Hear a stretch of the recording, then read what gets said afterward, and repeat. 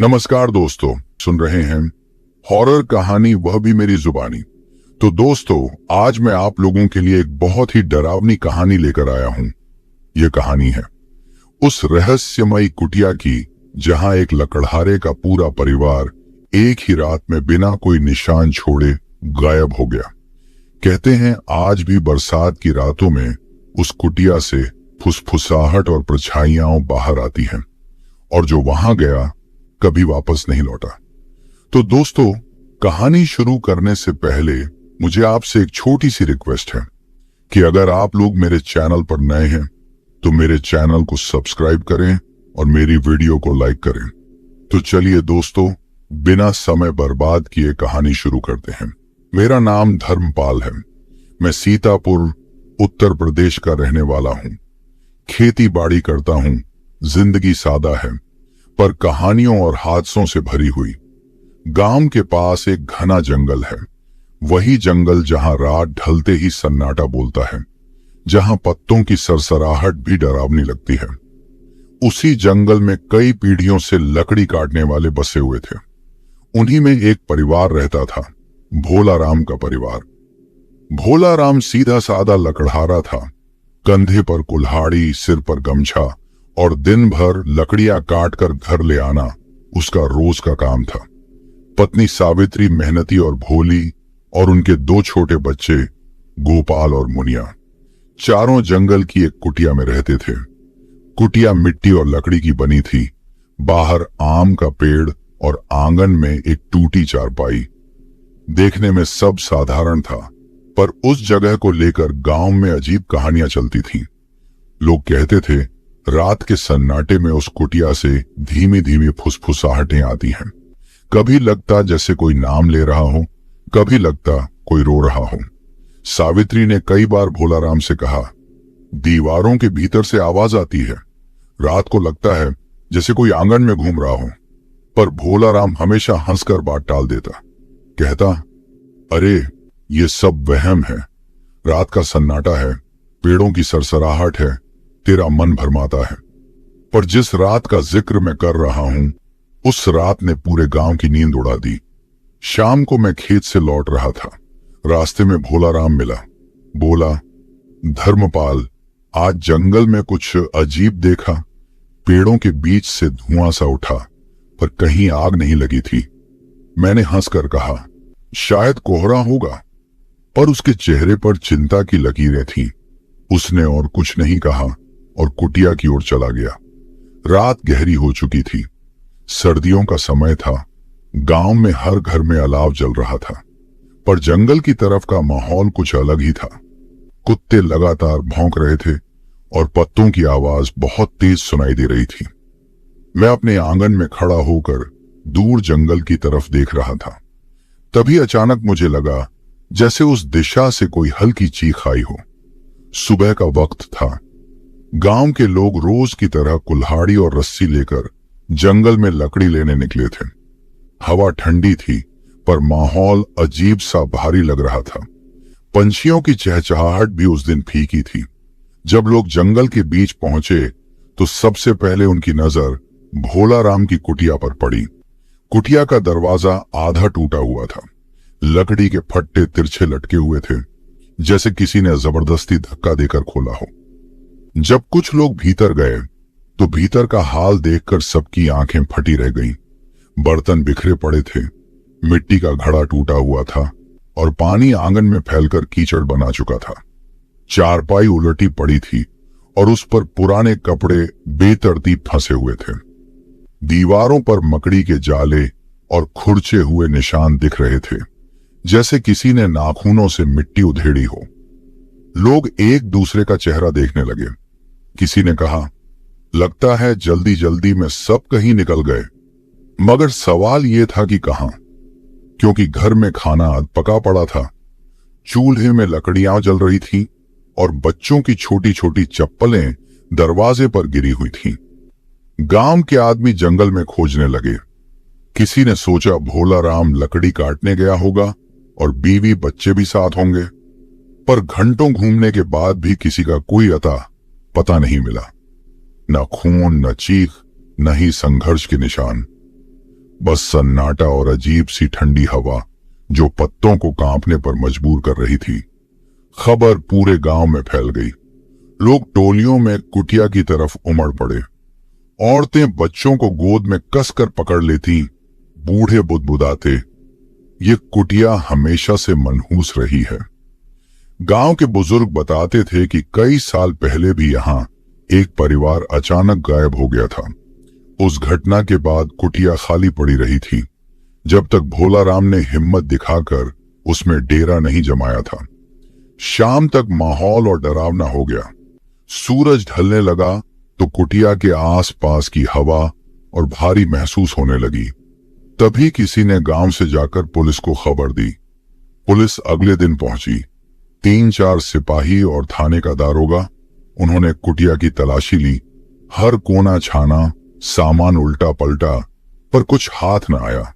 दरवाजे के पास जमीन पर गहरे पैरों के निशान थे, लेकिन वो इंसानी नहीं लग रहे थे। पंजों जैसे लंबे लंबे निशान मिट्टी में धंसे थे और फिर अचानक बीच जंगल में गायब हो जाते थे।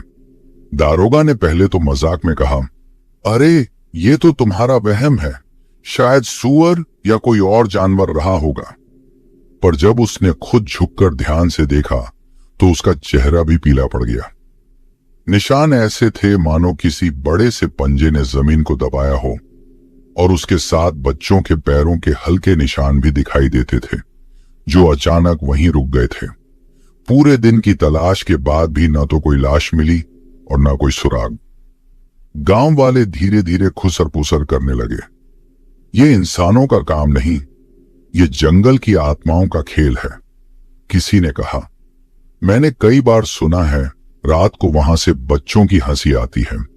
कोई बोला, कुटिया श्रापित है, यहां जो भी रहेगा उसका यही हाल होगा। धीरे धीरे अफवाह पूरे गांव में फैल गई। लोगों ने अपने बच्चों को जंगल की ओर जाने से रोक दिया। रात होते ही कोई उस तरफ मुंह तक नहीं करता। गांव की औरतें अपने दरवाजे पर नींबू मिर्च टांग देती और बुजुर्ग अंधेरा होते ही दरवाजे बंद कर लेते। भोला राम और उसके परिवार का कोई सुराग कभी न मिला। दिन हफ्तों में बदले, हफ्ते महीनों में, लेकिन वो कुटिया सूनी ही रही। लोग कहते हैं कभी कभी रात के सन्नाटे में वहां से बर्तनों के खड़कने की आवाज आती है। कोई कहता, मैंने साफ देखा खिड़की के भीतर औरत की परछाई हिल रही थी। तो कोई कहता, बच्चों की परछाइयां आंगन में खेल रही थी। धीरे धीरे गांव ने मान लिया कि भोला राम का परिवार अब इस दुनिया में नहीं है। आत्माएं उन्हें उठा ले गईं और उस दिन के बाद से कुटिया वीरान हो गई। पर वीरानी का मतलब शांति नहीं था। वो जगह अब और भी डरावनी हो गई थी, क्योंकि जहां इंसान नहीं रहते वहां कुछ और रहने लगता है। और मैं जब भी उस तरफ जंगल में लकड़ी काटने जाता हूं तो लगता है कोई मेरी पीठ पर नजर गड़ाए बैठा है। कभी हवा रुक जाती है, कभी पेड़ों की डालियां खुद ब खुद हिलने लगती हैं। सन 1998 की बात है। दिसंबर का महीना था और सर्दियों की रातें वैसे भी लंबी और भारी लगती थीं। उस दिन मैं लकड़ी बेचकर लौट रहा था। पेशा तो मेरा खेती बाड़ी का ही है, लेकिन ठंडी के दिनों में थोड़ा सहारा मिल जाए इसलिए मैं जंगल से लकड़ी काटकर मंडी तक बेच देता था। सारा दिन थकान में बीता। शाम को लकड़ी बेचकर मैं गांव की ओर लौट रहा था कि अचानक मौसम पलट गया। आसमान पर काले बादल छा गए और कुछ ही देर में जोरदार आंधी बारिश शुरू हो गई। हवा इतनी तेज चली कि मेरे पैरों के नीचे कीचड़ भर गया और रास्ता धुंधला हो गया। घर अभी दूर था। भरी बरसात में खेत पगडंडी से निकलना मुश्किल था। मजबूरी में मैंने वही रास्ता चुना जो मुझे हमेशा डराता था, भोला राम की वीरान पड़ी कुटिया। गांव में उस कुटिया का नाम ही अलग से लिया जाता था। लोग उसे खौफनाक कुटिया कहते थे। वही कुटिया जहां भोला राम और उसका परिवार रहस्यमयी तरीके से गायब हो गए थे। उसके बाद से कोई उस कुटिया में रहना तो दूर, शाम ढलते ही वहां से गुजरता तक नहीं था। लेकिन उस रात मेरी मजबूरी थी। आसपास कोई और सहारा नहीं था और बारिश इतनी तेज थी कि लगता था जैसे पूरा जंगल डूब जाएगा। मैंने कांपते हुए कुटिया का दरवाजा खोला। दरवाजा चरमराहट की आवाज के साथ धीरे धीरे खुला। भीतर घुप अंधेरा था। छत से पानी टपककर मिट्टी के फर्श पर गिर रहा था और हर बूंद की आवाज सन्नाटे को और गहरा कर रही थी। भीगते कपड़ों के साथ मैं भीतर दाखिल हुआ। आंगन की तरफ टूटी फूटी चारपाई पड़ी थी। उसके पास ही कुछ पुराने बर्तन बिखरे थे। सब पर धूल जमी हुई थी, लेकिन उस धूल के बीच अजीब से गीले निशान बने हुए थे, जैसे किसी ने हाल ही में हाथ फेर दिए हों। मेरे मन में डर की एक लहर दौड़ गई, लेकिन बाहर की मूसलाधार बारिश देखकर मैंने चारपाई पर बैठने का निश्चय किया। जैसे ही मैं बैठने को हुआ, अचानक मुझे लगा कि किसी ने धीरे से मेरा नाम पुकारा। धर्मपाल। उस आवाज को सुनकर मेरा खून सूख गया। मैं चारपाई से उछलकर खड़ा हो गया। चारों ओर नजर दौड़ाई, लेकिन वहां कोई नहीं था। आवाज इतनी धीमी थी जैसे कान के पास किसी ने फुसफुसाकर कहा हो।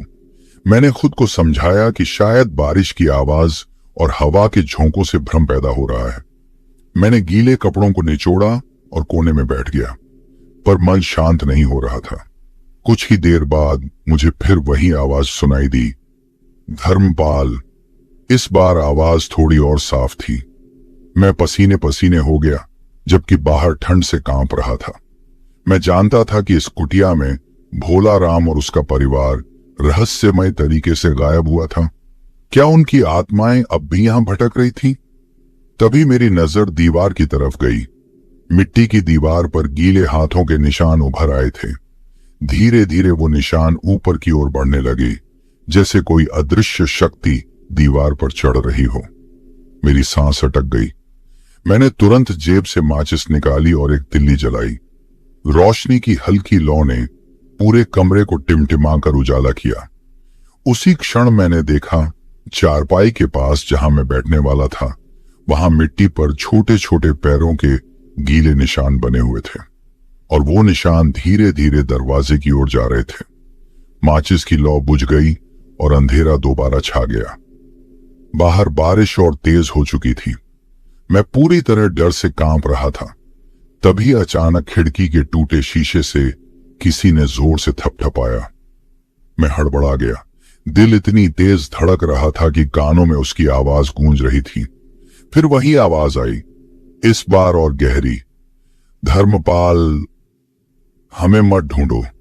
यह सुनकर मेरी रूह कांप गई। मैं समझ नहीं पा रहा था कि यह सब मेरा वहम है या सच, लेकिन इतना तय था कि मैं अकेला नहीं था। उस रात मैंने कुटिया से बाहर निकलने की कोशिश नहीं की। बाहर का तूफान और भीतर का सन्नाटा दोनों मुझे कैद किए हुए थे। मैं कोने में दुबका रहा। कभी लगता कोई मेरे पास से गुजर रहा है, कभी लगता चारपाई हिल रही है। आधी रात बीत गई। बारिश थमी तो हल्की हल्की हवा चलने लगी। तभी अचानक कुटिया के दरवाजे ने खुद ब खुद चरमराते हुए बंद होना शुरू कर दिया। मैंने चीखकर उसे रोकने की कोशिश की, लेकिन दरवाजा बंद हो गया और भीतर घुप अंधेरा हो गया। उस अंधेरे में मुझे चारों तरफ बच्चों की खिलखिलाहट सुनाई दी। वो हंसी ऐसी थी कि रगों में खून जम जाए। न मासूम न प्यारी, बल्कि डरावनी और खोखली। मैंने हाथों से कान ढक लिए। पूरा शरीर कांप रहा था। उस रात का किस्सा मैं आज भी सोचता हूं तो रगों में खून जम जाता है।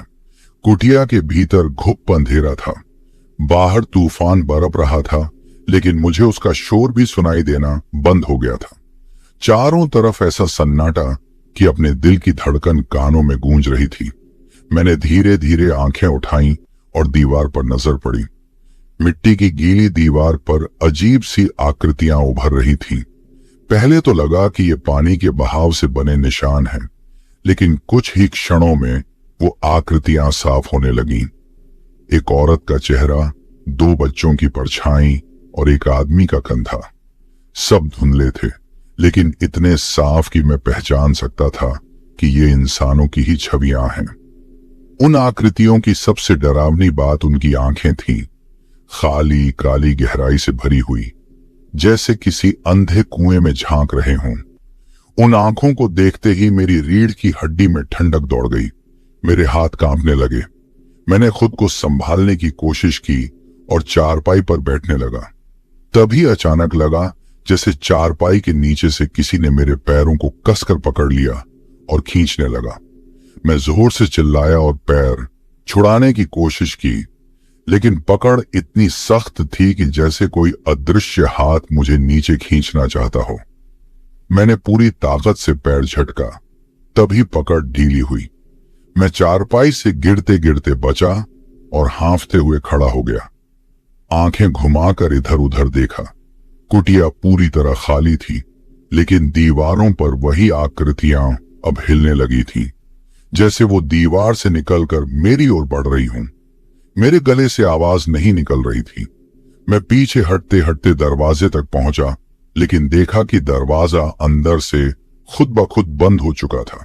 मैंने पूरा जोर लगाया, धक्का दिया, लात मारी, लेकिन दरवाजा टस से मस नहीं हुआ। अब मैं पूरी तरह फंस चुका था। बाहर तूफान, अंदर परछाइयां, दीवारों से वो आकृतियां धीरे धीरे कमरे में फैलने लगी। पहले आदमी का चेहरा उभरा, लंबा थका हुआ चेहरा, माथे पर गहरी लकीरें, उसकी आंखें बिल्कुल काली, होंठों से खून सा टपकता हुआ। फिर औरत की परछाई आगे बढ़ी। उसका चेहरा टूटा फूटा लग रहा था, जैसे आग में जला हो। उसके बाल गीले और उलझे हुए थे। सबसे डरावनी बात तब हुई जब बच्चों की आकृतियां हंसने लगीं। उनकी हंसी बिल्कुल खाली, बेसुरी और खोखली थी। ऐसा लगा जैसे वो हंसी दीवारों से टकराकर बार बार गूंज रही हो। मैंने कांपते हाथों से जेब टटोली। माचिस निकली, पर उसमें मुश्किल से 2 तिल्लियां बची थीं। मैंने एक तिल्ली जलाई, हल्की लौ टिमटिमाई और कमरे में थोड़ी रोशनी फैली। उसी रोशनी में मैंने देखा कि चारपाई के नीचे से आधे शरीर का साया रेंगते हुए बाहर आ रहा था। उसके हाथ लंबे और पतले थे, उंगलियां इतनी बड़ी कि जमीन को खुरच रही थी। मैंने तुरंत तिल्ली फेंकी और पीछे हट गया। लौ बुझते ही अंधेरा फिर से गहरा हो गया और उसी अंधेरे में वो परछाइयां और पास आ गईं। तभी एक ठंडी हवा का झोंका भीतर आया।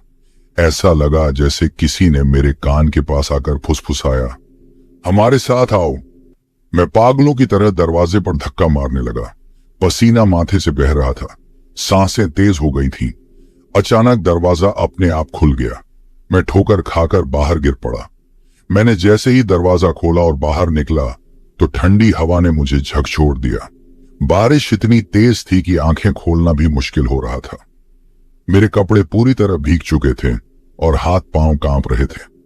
लेकिन उस समय मुझे सिर्फ एक ही ख्याल था, किसी तरह गांव पहुंच जाना। पीछे मुड़कर देखने की हिम्मत तक नहीं जुटा पा रहा था। उस वीरान कुटिया से जितनी जल्दी दूर हो जाऊं उतना बेहतर था। पैर कीचड़ में ढंस रहे थे, जूते बार बार फिसल रहे थे, मगर डर की वजह से मैं भागता ही चला जा रहा था। कभी लगा कोई पीछे से पुकार रहा है, तो कभी ऐसा लगा जैसे कोई कंधे पर हाथ रख देगा। लेकिन मैंने हिम्मत करके पीछे नहीं देखा। गांव की टिमटिमाती रोशनी दूर से दिखाई दी और मुझे थोड़ी राहत मिली। गांव में पहुंचते ही मैं सीधा चौपाल की तरफ भागा। वहां कुछ लोग अलाव के पास बैठे थे। मुझे हांफता हुआ देखकर सब चौंक गए। किसी ने पानी दिया, किसी ने कंबल ओढ़ा दिया। मैंने कांपती आवाज में सबको अपनी कहानी सुनानी शुरू की। मैंने बताया कि कैसे बारिश से बचने के लिए मैं उस कुटिया में रुका और फिर दीवारों पर अजीब आकृतियां उभर आईं और कैसे चारपाई के नीचे से किसी ने मेरे पैरों को खींचा। मेरी आवाज बार बार भर्रा रही थी, लेकिन मैं सब कुछ बता गया। चौपाल में सन्नाटा छा गया। गांव के बुजुर्ग रामखिलावन काका ने लंबी सांस लेकर कहा, बेटा, तू पहली बार वहां नहीं फंसा। इस गांव में कई साल पहले भोला राम नाम का लकड़हारा रहता था। उसका परिवार भी उसी कुटिया में रहता था। कहते हैं एक रात अचानक वो सब गायब हो गए। बहुत खोजबीन हुई, लेकिन उनकी लाशें कभी नहीं मिली। मैंने हैरानी से पूछा, तो फिर हुआ क्या था उनके साथ? रामखिलावन काका ने धीमी आवाज में कहा, लोग कहते हैं वो मरे नहीं, वो सब उसी कुटिया की दीवारों और जमीन में समा गए। अब उनकी आत्माएं वहीं भटकती हैं। तू भागकर अपनी जान बचा लाया, लेकिन सबको इतना नसीब नहीं मिलता। मेरे हाथ पांव सुन्न पड़ गए। मेरे सामने बैठे लोग भी सहमे हुए थे।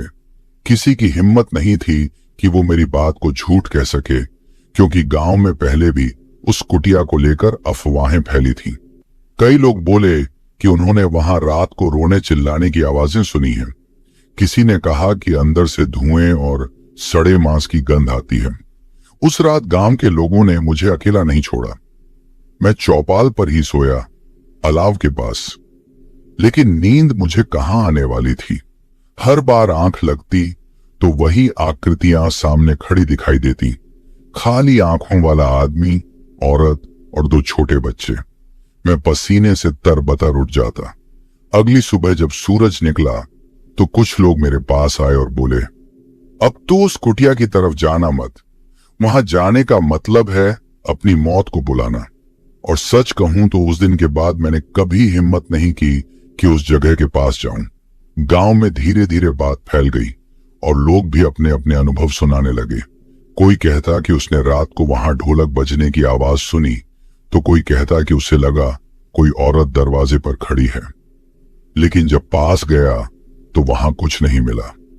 मैंने मन ही मन ठान लिया कि अब चाहे कितनी भी मजबूरी क्यों ना हो, उस कुटिया में कदम नहीं रखूंगा। उस रात ने मुझे जिंदगी भर के लिए डरा दिया था। लेकिन सच कहूं, आज भी जब बरसात की रात में हवा तेज चलती है और खिड़की से टकराकर अजीब सी आवाजें आती हैं, तो मुझे वही कुटिया याद आ जाती है। और मैं सोचता हूं, अगर उस रात मैं बाहर निकलने की हिम्मत नहीं करता तो शायद आज जिंदा ना होता। उस रात ने मुझे सिखा दिया था कि इंसान सिर्फ जानवरों या इंसानों से नहीं डरता, बल्कि कुछ ऐसी चीजें भी होती हैं जिन्हें न समझा जा सकता है और न ही नकारा जा सकता है। और उस कुटिया की परछाइयां उन्हीं में से एक थीं। गांव के लोग अब भी उस रास्ते से गुजरते वक्त अपनी चाल तेज कर लेते हैं। कोई नजर तक नहीं डालता उस ओर, और कहते हैं बरसात की रात में अगर कोई वहां से गुजरता है तो उसे जरूर कोई आवाज सुनाई देती है। कभी बच्चे की रोने की, कभी औरत की सिसकने की, और कभी किसी आदमी के भारी कदमों की। मैंने अपनी जिंदगी तो बचा ली थी, लेकिन उस रात की दहशत मेरे साथ हमेशा रही, और शायद तब तक रहेगी जब तक मैं जिंदा हूं। बरसों बीत गए उस घटना को। जिंदगी अपनी रफ्तार से चलती रही। खेत खलिहान, मंडी और परिवार की जिम्मेदारियों में मैं फिर से लग गया। लेकिन सच कहूं तो उस रात का डर कभी पूरी तरह दिल से मिटा ही नहीं। जैसे कोई अदृश्य परछाई मेरी परछाई के साथ चुपचाप चलती रही हो। सीतापुर के उस जंगल की कुटिया आज भी वही है, वीरान, टूटी फूटी और बेजान सी। लोग अब भी उसके बारे में धीरे धीरे बातें करते हैं। कोई खुलेआम उसका नाम नहीं लेता। गांव के बच्चे तो उसके आसपास भी नहीं भटकते, और बड़े लोग हमेशा चेतावनी देते हैं, रात को उस ओर न जाना। समय के साथ मैंने भी कोशिश की कि सब कुछ भूल जाऊं, मगर जब भी बरसात आती और तेज हवाएं चलती, मेरे कानों में वही आवाज गूंजने लगती, धर्मपाल। ये नाम तो मेरा ही था, लेकिन उस आवाज का लहजा इंसानी नहीं था। जैसे कोई जमीन के नीचे से पुकार रहा हो, या जैसे हवा खुद बोल रही हो। कभी कभी रात को मैं अपने आंगन में बैठा होता और दूर से जंगल की तरफ देखता। पेड़ों की झूमती शाखाएं, टिमटिमाते जुगनू और अंधेरे में खोई वह जगह, सब कुछ सामान्य लगता, लेकिन भीतर से मुझे एहसास होता कि वहां अब भी कोई है जो देख रहा है, जो इंतजार कर रहा है। गांव में कुछ नए लोग आए। 1-2 नौजवानों ने हिम्मत दिखाने के लिए उस कुटिया की तरफ जाने की ठानी। उन्होंने कहा, यह सब अंधविश्वास है, वहां कुछ नहीं है। लेकिन गांव के बुजुर्गों ने उन्हें बहुत समझाया। फिर भी एक दिन 4-5 लड़के बारिश की शाम को मजाक मजाक में निकल पड़े। सुबह तक उनमें से 3 तो लौट आए, लेकिन चेहरे पीले और आंखें डरी हुई। उन्होंने किसी से कुछ नहीं कहा, बस घर में दुबक गए। और बाकी 2 वो कभी वापस नहीं आए। उनके परिवार आज भी उनकी याद में रोते हैं। ढूंढने की कोशिश हुई, लेकिन न उनकी लाशें मिली, न कोई सुराग। उसी दिन से लोग और ज्यादा डर गए। गांव के मंदिर के पुजारी कहते हैं ये जगह शापित है, भोलाराम और उसका परिवार वहीं की मिट्टी में समा गए हैं। उनकी आत्माएं चैन से नहीं सो पाई, इसीलिए हर आने वाले को अपना हिस्सा बना लेती हैं। कभी कभी सोचता हूं क्यों सिर्फ मेरा नाम पुकारा गया, धर्मपाल। वो आवाज आज भी मेरे कानों में ताजा है, शायद इसीलिए कि मैं उस रात बच निकला था। क्या वो आत्माएं चाहती थीं कि मैं भी उनके साथ रहूं, या वो अब भी मुझे बुला रही हैं? बरसात की रातें मेरे लिए आज भी सबसे कठिन होती हैं। तेज हवा जब खिड़की से टकराकर सीटी जैसी आवाज करती है तो लगता है जैसे कोई धीरे धीरे बोल रहा हो। कभी लगता है किसी ने कान के पास आकर कहा, हमारे पास आओ। मैं चौकन्ना होकर उठता हूं, पर आसपास कोई नहीं होता। एक बार की बात है, मैं खेत से देर रात लौट रहा था। आसमान में बादल थे और हवा बहुत तेज थी। अचानक लगा कि पीछे से कोई कदमों की आहट आ रही है। मैंने पलट कर देखा, कोई नहीं। लेकिन जब तेजी से चलने लगा तो आहट भी तेज होने लगी। उस पल मेरे रोंगटे खड़े हो गए। मैं भागकर घर पहुंचा। उस रात देर तक नींद नहीं आई। गांव के कुछ बुजुर्ग कहते हैं कि वो आवाज सिर्फ मुझे सुनाई देती है। बाकी लोगों ने भी डरावनी चीजें देखी हैं, पर मेरा नाम पुकारने वाली फुसफुसाहट सिर्फ मेरे लिए है। शायद इसलिए कि मैं उस रात वहां अकेला फंस गया था और बाहर निकल आया। आज भी जब कभी मैं उस कुटिया के पास से गुजरता हूं, चाहे दिन हो या रात, मेरे कदम अपने आप तेज हो जाते हैं। टूटी हुई दीवारें, झुकी हुई छत और जंगली बेलों से ढकी वह जगह, उसे देखते ही मेरी सांसें अटकने लगती हैं। वहां से गुजरते समय लगता है जैसे किसी की नजर अब भी मुझ पर टिकी है। लोग कहते हैं कई बार रात में कुटिया से धीमे धीमे गाने की आवाज आती है। कोई कहता है बच्चों की खिलखिलाहट सुनाई देती है। कुछ लोगों ने तो यह तक कहा कि उन्होंने अंदर एक औरत को चूल्हे पर खाना बनाते देखा, लेकिन जब पास गए तो सब गायब। पर मेरी बात अलग है। मुझे तो अब भी वही फुसफुसाहट सुनाई देती है। बरसों बाद भी, जब सब कुछ बदल गया है, गांव में नए घर बन गए हैं, खेतों में नई फसलें उगाई हैं, लेकिन वो आवाज वही है, धर्मपाल। कभी कभी लगता है शायद मेरा नाम हमेशा के लिए उस कुटिया की कहानियों में दर्ज हो चुका है। गांव वाले बच्चों को डराने के लिए मेरा ही नाम इस्तेमाल करते हैं। अगर रात को शरारत करोगे तो धर्मपाल की तरह भूत तुम्हें बुलाने आएगा। ये सुनकर मेरी आत्मा सिहर उठती है। अब मेरी उम्र ढल चली है, बाल सफेद हो गए, शरीर थकने लगा है, लेकिन डर वही है। लोग कहते हैं कि बुजुर्ग होने पर इंसान निडर हो जाता है, मगर मेरे साथ उल्टा है। मैं जितना बूढ़ा हो रहा हूं, उतना ही लगता है कि मौत का समय करीब है, और तब शायद वो आवाज और तेज हो जाएगी